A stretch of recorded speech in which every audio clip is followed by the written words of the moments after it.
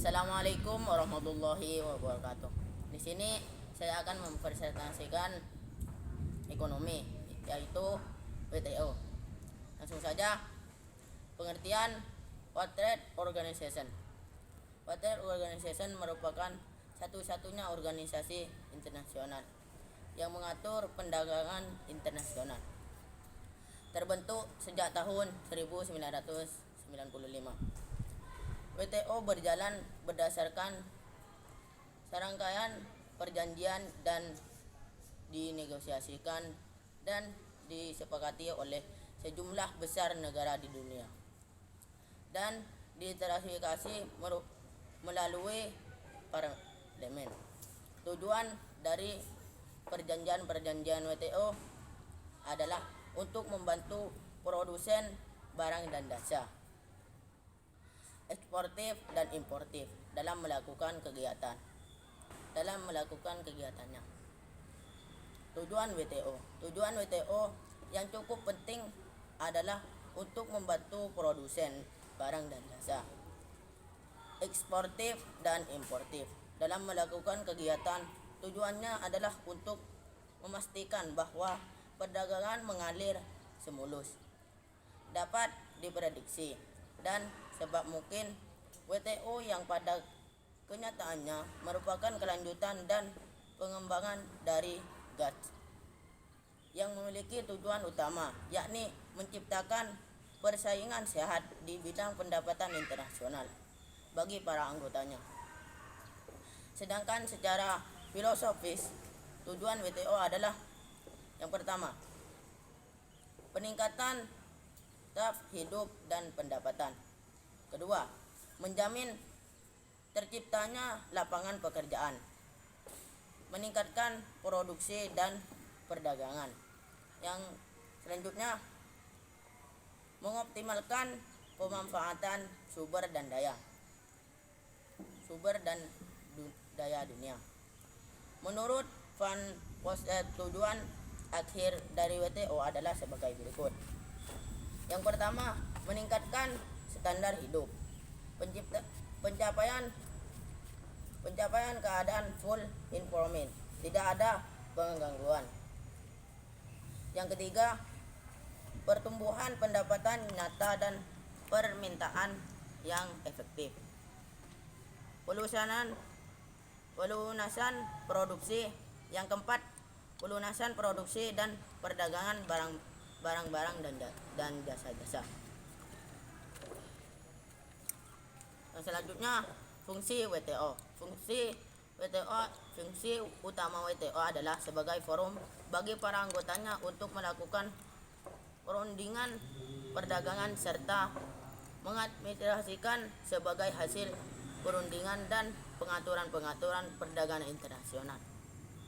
Selain itu, fungsi WTO diantaranya adalah yang pertama, mengatur perjanjian antara negara dalam perdagangan. Yang kedua, mendorong arus perdagangan antara negara dengan mengurangi dan menghapus berbagai hambatan yang dapat mengganggu kelancaran arus perdagangan barang dan jasa. Yang ketiga, memfasilitasi perundingan dengan menyediakan forum negosiasi yang lebih permanen. Yang keempat, untuk menyelesaikan sengketa, mengingat hubungan dengan sering menimbulkan konflik kepentingan. Yang kelima, menyelesaikan sengketa dagang. Yang keenam, sebagai forum negosiasi perdagangan. Yang ketujuh,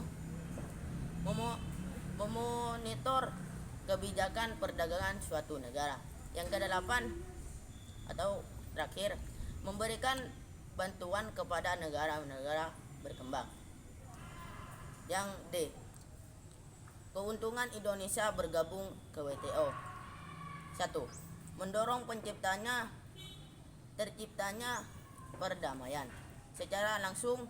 Dengan semakin tingginya intensitas perdagangan antar negara, maka hal itu akan semakin mendorong negara-negara yang aktif dalam perdagangan untuk berusaha menciptakan perdamaian dunia dalam rangka mendorong arus pendapatan barang dan jasa. Terciptanya perdagangan antar negara WTO. Yang kedua, persengketaan antara negara dalam perdagangan dapat ditandatangani secara konstruktif dengan semakin meningkatnya volume dalam jenis produk yang diperdagangkan. Sengketa perdagangan internasional seringkali terjadi. Sengketa dagang dapat diselesaikan secara lebih konstruktif melalui aturan-aturan penyelesaian sengketa yang telah diatur oleh WTO.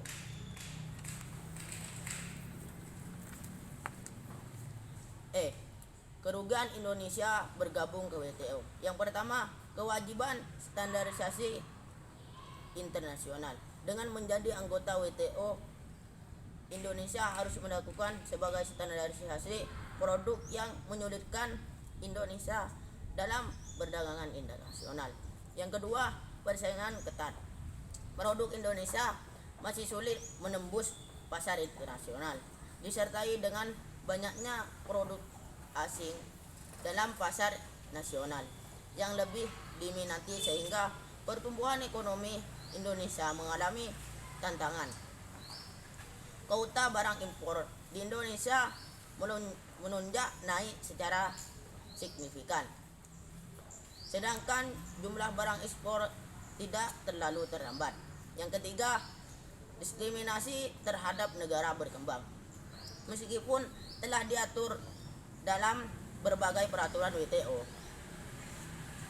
pada kenyataannya negara-negara maju terkadang masih melakukan praktik diskriminasi pada negara berkembang. Contohnya, pemberhentian impor rokok kretek dalam Indonesia oleh Amerika.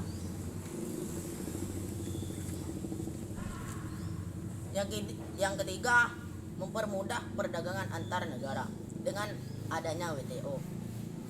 Kesenjangan kekuatan dengan antar anggota WTO dapat lebih berkurang. Ini memberikan peluang bagi negara-negara berkembang untuk dapat meningkatkan perdagangan internasional. Yang keempat, mendorong pengaturan tarif dan hambatan non-tarif. Dengan bergabung di WTO, negara mendapatkan tarif yang rendah serta nikah hambatan perdagangan internasional dapat diminimalisir. Maka diharapkan dapat lebih menguntungkan konsumen dalam negara. Yang kelima, memberikan banyak pilihan produk pada konsumen internasional. Banyaknya produsen dari berbagai negara yang dapat mendistribusikan produksi ke berbagai negara lain, membuat konsumen memiliki pilihan produk yang lebih banyak pula. Hal ini juga mendorong terjadinya persaingan sehat antar negara dan memicu kreativitas produsen dalam berinovasi dan meningkatkan kualitas produknya agar dapat menarik perhatian konsumen. Yang keenam, mendorong pertumbuhan ekonomi. Perdagangan yang meningkat akan mendorong terciptanya lapangan kerja yang lebih luas, sehingga pertumbuhan ekonomi negara juga akan ikut meningkat. Yang ketujuh, mendorong perdagangan internasional menjadi lebih aman dan efektif. Dengan adanya aturan-aturan yang ditetapkan WTO, negara anggota WTO lebih terlindung dari praktik bersaingan dengan yang tidak sehat dan minimalisir kemungkinan negara-negara kecil merasa terancam dengan negara-negara besar yang mungkin memiliki kepentingan politik tertentu. Cukup sekian pembahasan dari saya, kurang lebihnya mohon maaf. Wassalamualaikum warahmatullahi wabarakatuh.